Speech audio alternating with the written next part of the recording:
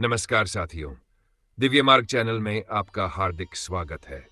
क्या आपने कभी सोचा है, हमारे ऋषि मुनि, संत महात्मा और योगी क्यों बार बार कहते थे, जो जागत है वह पावत है, जो सोवत है वह खोवत है। माताएं अपने बच्चों को सुबह प्यार से उठाती थी, लेकिन आज की पीढ़ी के लिए रात भर जागना और सुबह देर से सोना जैसे एक फैशन बन गया है।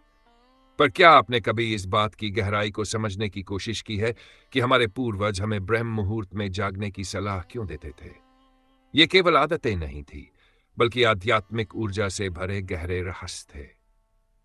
विज्ञान भी आज इस सत्य को स्वीकार करता है। ब्रह्म मुहूर्त यानी सुबह 3:30 से लेकर 5:30 तक का वह दिव्य समय, जब प्रकृति में शांति होती है, जब वायुमंडल सबसे शुद्ध होता है और जब हमारे मस्तिष्क की तरंगें ध्यान और प्रार्थना के लिए सबसे अधिक ग्रहणशील होती है। जो व्यक्ति इस समय जागकर ध्यान करता है, वह ब्रह्मांड से सीधा जुड़ जाता है। उसकी ऊर्जा सकारात्मक होती है, विचार निर्मल होते हैं और जीवन के हर कार्य में सहजता आती है। कहा जाता है, अगर कोई ब्रह्म मुहूर्त में एक विशेष ध्यान विधि को 21 दिन तक नियमित रूप से करे, तो वह न केवल अपने जीवन में चमत्कारी परिवर्तन महसूस करता है, बल्कि ब्रह्मांड की अदृश्य शक्तियां उसका मार्गदर्शन भी करने लगती है। और अब मैं आपको सुनाने जा रहा हूं एक प्राचीन कथा, जिसमें छुपा है ब्रह्म मुहूर्त का रहस्य और एक ऐसी ध्यान विधि जो आपके जीवन को ऊंचाइयों पर पहुंचा सकती है। नारद और इंद्रदेव की भेंट। एक बार की बात है, महर्षि नारद जी आकाश मार्ग से गुजर रहे थे। उसी समय उनकी भेंट स्वर्ग के राजा इंद्रदेव से हुई। इंद्रदेव ने जिज्ञासावश पूछा, हे नारद, मैं देखता हूं कि जो मनुष्य ब्रह्म मुहूर्त में जागते हैं, वे सुखी, शांत और सफल रहते हैं। इसका रहस्य क्या है? नारद जी कुछ क्षण चुप रहे और फिर मुस्कुराते हुए बोले, हे इंद्रदेव, यह प्रश्न अत्यंत महत्वपूर्ण है, परंतु इसका उत्तर मुझे अभी ज्ञात नहीं। मैं इसे जानकर कल आपको उत्तर दूंगा। फिर वे तुरंत चल पड़े उस दिव्य नगरी की ओर जहां स्वयं भगवान श्री कृष्ण विराजमान थे, वृंदावन। वहां पहुंचकर उन्होंने देखा कि श्री कृष्ण एक वृक्ष के नीचे खड़े होकर अपनी मधुर बांसुरी बजा रहे हैं।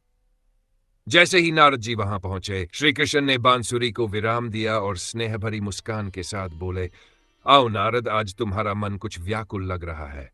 बताओ, किस चिंता में हो? नारद जी ने आदरपूर्वक कहा, प्रभु, आज मेरी भेंट देवराज इंद्र से हुई। उन्होंने मुझसे एक प्रश्न पूछा कि ब्रह्म मुहूर्त में उठने वाले लोग इतने शांत और सफल क्यों होते हैं। मैं उत्तर नहीं दे सका, इसलिए आपके श्री चरणों में आया हूं। भगवान श्री कृष्ण ने मंद मुस्कान के साथ कहा, हे नारद, इंद्रदेव ने केवल एक प्रश्न नहीं पूछा, उन्होंने संपूर्ण मानव जाति के कल्याण का द्वार खोल दिया है। यह प्रश्न जितना सरल दिखता है, उतना ही गूढ़ है, और इसका उत्तर मैं एक कथा के माध्यम से दूंगा। यह कथा जो भी सुनेगा, उसका जीवन बदल जाएगा। वह ब्रह्म मुहूर्त के दिव्य रहस्य को समझेगा और अपने जीवन को नए आयामों तक ले जाएगा। नारद जी ने दोनों हाथ जोड़कर कहा, हे प्रभु, मैं इस कथा को पूर्ण भक्ति और श्रद्धा से सुनूंगा और उसे समस्त लोकों में फैलाऊंगा। अगर आपको यह कथा और इसके पीछे छुपा ध्यान रहस्य जानना है, तो इस वीडियो को अंत तक जरूर देखें। तब भगवान श्री कृष्ण ने कथा सुनानी शुरू की। एक समय की बात है, एक नगर में एक लड़का रहता था। वह स्वभाव से अच्छा था, लेकिन उसकी एक बहुत ही खराब आदत थी, देर तक सोना। सुबह उसे उठाने के लिए परिवार के हर सदस्य ने हर संभव प्रयास कर लिया था, लेकिन सब विफल हो गए। वह लड़का कभी भी सुबह 9 बजे से पहले नहीं उठता था। जब वह छोटा था, तब घर वालों ने सोचा, जब यह बड़ा होगा तब खुद ब खुद सुधर जाएगा। लेकिन जैसा यह आदत और भी गहरी और जिद्दी होती चली गई। दुनिया में कुछ है, लेकिन वह जल्दी नहीं उठता था। उसके पिता इस आदत से बहुत परेशान थे। धीरे धीरे उस लड़के के जीवन में नकारात्मकता घर करने लगी। वह हर किसी से रूखा व्यवहार करता, पलटकर जवाब देता और पूरे दिन चिड़चिड़ा रहता। उसका स्वास्थ्य भी धीरे धीरे बिगड़ने लगा। जब उसे यह पता चला कि उसके सभी मित्र जीवन में सफलता पा चुके हैं, तो वह भीतर से टूट गया। वह बार बार ईश्वर को कोसता और कहता, मेरी किस्मत ही खराब है। लेकिन उसके पिता जानते थे कि उसकी असफलता का कारण उसकी आलस्य भरी आदत है। श्री कृष्ण बोले, एक दिन उस लड़के के पिता को किसी संत के बारे में पता चला। वे तुरंत उस संत के पास पहुंचे और उन्हें अपने बेटे की सारी बातें विस्तार से बताईं। संत मुस्कुराए और बोले, कल अपने बेटे को मेरे आश्रम भेजना। पिता जानते थे कि सीधे कहने पर बेटा कभी नहीं मानेगा, इसलिए उन्होंने बेटे को पास बुलाकर धीरे से कहा, तुम्हारे सारे मित्र जीवन में आगे बढ़ गए हैं, क्या तुम नहीं बढ़ना चाहते? लड़के ने कहा, बिल्कुल पिताजी, मैं भी सफल होना चाहता हूं, लेकिन जब भी अपने मित्रों से उनकी सफलता का रहस्य पूछता हूं, वे कुछ नहीं बताते। मुझे अब वह रहस्य मिल गया है। कल सुबह एक संत से मिलना है। अगर समय पर पहुंचे तो वह तुम्हें ऐसा मंत्र देंगे जो तुम्हारे जीवन को बदल सकता है। लड़के ने उत्सुक होकर पूछा, क्या समस्या है पिताजी? पिता बोले, समस्या यह है कि वह संत केवल ब्रह्म मुहूर्त में ही मिलते हैं। जब तक तुम उठते हो तब तक वह ध्यान में चले जाते हैं। लड़के ने ठान लिया, मैं रात भर नहीं सोऊंगा, सुबह संत से जरूर मिलूंगा। लेकिन जैसा अक्सर होता है, वह जागने की कोशिश करते हुए ही सो गया, और जब जागा संत के मिलने का समय निकल चुका था। पिता ने कहा, तुमसे नहीं हो पाएगा, जाओ फिर से सो जाओ। पिता की यह बात तीर की तरह दिल में उतर गई। उसने खुद को चुनौती दी। इस बार उसने अपने हाथ में हल्का सा घाव बना लिया ताकि दर्द के कारण नींद न आए। और सच में उस रात उसने पहली बार सूर्योदय देखा। वह तुरंत तैयार होकर संत के आश्रम पहुंचा। वहां उसने देखा कि संत और सभी शिष्य ध्यान में लीन थे। ध्यान के बाद वह संत के पास गया और हाथ जोड़कर बोला, गुरुदेव, मुझे सफलता का मंत्र दीजिए, मैं भी अपने मित्रों की तरह सफल बनना चाहता हूं। संत ने मुस्कुराकर कहा, अच्छा, तो तुम वही बालक हो जिसके पिता मुझसे मिलने आए थे। मैं तुम्हें मंत्र दूंगा। किंतु सुनते ही लड़का घबरा गया। गुरुदेव, कृपया बताइए, किंतु क्या? संत बोले, तुम्हें 21 दिन तक मेरी हर इच्छा का पालन करना होगा। अगर तुम बीच में असफल हुए तो यह मंत्र तुम्हारे लिए निष्फल हो जाएगा। लड़के ने दृढ़ निश्चय के साथ कहा, मैं तैयार हूं। अगले 21 दिन तक मैं आपका सेवक बनूंगा। मुझे बस वह ज्ञान चाहिए जिसे मैं जीवन में कुछ बन सकूं। संत बोले, ठीक है, कल से आश्रम में तुम्हारा नया जीवन प्रारंभ होगा। ब्रह्म मुहूर्त में उठना, ध्यान करना, सेवा करना, ये सब तुम्हारे नियम होंगे। लड़का सहमत हो गया और अगले दिन से आश्रम का जीवन शुरू हुआ। लेकिन सप्ताह भर की मेहनत के बाद 8वें दिन उसका संकल्प टूट गया। वह देर तक सोता रहा। जब जागा तो खुद को अज्ञानी और असफल मानने लगा। रोते हुए संत के पास पहुंचा और कहा, गुरुदेव, मुझसे बहुत बड़ी गलती हो गई। अब मैं कभी सफल नहीं हो पाऊंगा। संत ने मुस्कुराकर कहा, अरे बालक, यही तो जीवन है। गिरो फिर उठो, एक बार और प्रयास करो, फिर से संकल्प करो। लड़के ने पूछा, गुरुदेव, सुबह जल्दी उठना इतना जरूरी क्यों है? यहां हर कोई इतनी जल्दी क्यों उठता है? तब संत बोले, ब्रह्म मुहूर्त में उठने के पीछे बहुत बड़ा विज्ञान और दिव्य शक्ति छिपी है। लड़का बोला, कृपया मुझे उस विज्ञान के बारे में बताइए। सन्यासी ने कहा, रात्रि को 4 पहरों में बांटा गया है। पहला रुद्र काल, जिसका समय शाम 6 बजे से लेकर 9 बजे तक होता है। दूसरा राक्षस काल, जिसका समय रात्रि 9 बजे से 12 बजे तक होता है। तीसरा गंधर्व काल, जिसका समय रात्रि 12 बजे से तड़के 3 बजे तक होता है। और सबसे अंत में जो पहर आता है उसे मनोहर काल कहते हैं। इस समय को ब्रह्म मुहूर्त या अमृत बेला के नाम से भी जाना जाता है। इसका समय रात्रि 3 बजे से लेकर सुबह 6 बजे तक होता है, जिसमें 3:30 से लेकर 5:30 तक का समय अत्यंत महत्वपूर्ण माना गया है। ये वही समय होता है जब संपूर्ण संसार की नकारात्मक शक्तियां शांत होती है और सकारात्मक ऊर्जा पूर्ण रूप से सक्रिय हो जाती है। ब्रह्म का अर्थ है देव और मुहूर्त का अर्थ है समय, यानी देवों का समय। सन्यासी आगे कहते हैं, इस समय देवता धरती पर विचरण कर रहे होते हैं और जो भी मनुष्य इस बेला में जागृत होता है उस पर उनका विशेष सकारात्मक प्रभाव पड़ता है। ब्रह्म मुहूर्त वह समय होता है जब मनुष्य का मस्तिष्क एकदम शांत और विचार शून्य होता है। इस अवस्था में अगर कोई विद्यार्थी पुस्तक लेकर अध्ययन करता है तो उसे हर विषय जल्दी याद होता है और स्मृति भी दीर्घकालिक बन जाती है। यह वह समय है जब हम ज्ञान को गहराई से समझने का प्रयास करते हैं। इसीलिए आश्रम के सभी शिष्य और संसार के बहुत से ज्ञानी लोग ब्रह्म मुहूर्त में ही उठने का प्रयास करते हैं। प्राचीन काल में जब कृत्रिम रोशनी का कोई साधन नहीं था, तब लोग सूर्यास्त के साथ दिन का समापन करते और सूर्योदय के साथ जीवन की शुरुआत करते थे। यही वह जीवन शैली थी जो मनुष्य को प्रकृति के साथ संतुलन में रखती थी। काश में भारतीय संस्कृति और आयुर्वेद में अत्यंत महत्वपूर्ण माना गया है। यह समय सूर्योदय से लगभग 1 से 1.5 घंटे पहले का होता है और मानव शरीर तथा मन के लिए अत्यधिक लाभकारी होता है। ऋषि मुनियों ने इसे निद्रा त्याग का श्रेष्ठतम समय बताया है, क्योंकि इस समय उठने से शरीर में शक्ति, स्फूर्ति और मानसिक शांति का संचार होता है। इस समय की वायु में चंद्रमा से अमृत तुल्य कण होते हैं, जो हमारे स्वास्थ्य के लिए अमृत के समान माने जाते हैं। ब्रह्म मुहूर्त की वायु जब शरीर से स्पर्श करती है तो उससे तेज, शक्ति और मेधा का विकास होता है।